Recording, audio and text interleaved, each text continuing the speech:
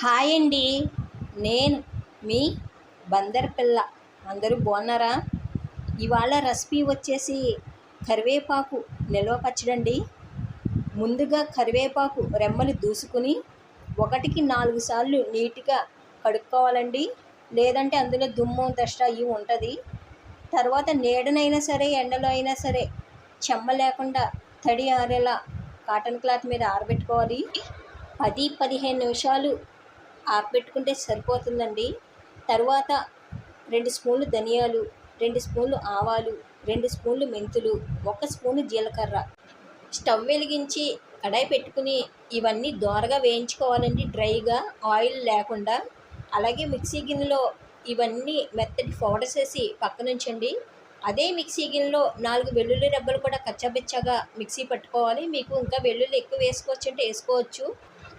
అదే మిక్సీ గిన్నెలో కరివేపాకు కూడా కొంచెం బరకగా వేయించుకోండి. అంటే మరీ మెత్తగా మిక్సీ పట్టారంటే గుజ్జు కింద అవుతుంది. అలాగే పెద్ద సైజు నిమ్మకాయ అంత చింతపండు తీసుకుని వేడి నీళ్ళలో 1 గ్లాసు వాటర్ పోసి వేడి నీళ్ళలో ఉడికించి చింతపండు గొజ్జులా తీసుకుని పక్కన ఉంచండి. తర్వాత కడాయి పెట్టుకుని ఆ కడాయిలో కప్పు కరివేపాకుకి కప్పున్నర ఆయిల్ ఖచ్చితంగా పడుతుందండి. ఆ కప్పున్నర ఆయిల్ కొంచెం కాగినాక ఈ తాలింపు ఆవాలు, మెంతులు, జీలకర్ర, ఎండుమిర్చి వేసి వేగాక మనం మిక్సీ పట్టుకున్న కరివేపాకు కూడా వేసి బాగా వేగాక స్టవ్ కట్టేసేయండి. స్టవ్ కట్టేసాక నా దగ్గర చిన్న గ్లాస్ ఉంది. ఆ గ్లాస్తోనే 1/2 గ్లాస్ సాల్ట్, ముందుగా చేసి పెట్టుకున్న ధనియాలు మెంతి పొడి 1 గ్లాసు, 2 గ్లాసుల కారం వేసుకున్నానండి. మీకు కొలత ప్రకారం కావాలంటే ఏ కప్పుతో కరివేపాకు తీసుకుంటారో అదే కప్పు కొలత అండి. సాల్ట్ చూసి వేసుకోవాలి. కప్పుకి 2 కప్పులు ఖచ్చితంగా కారం పడుతుందండి.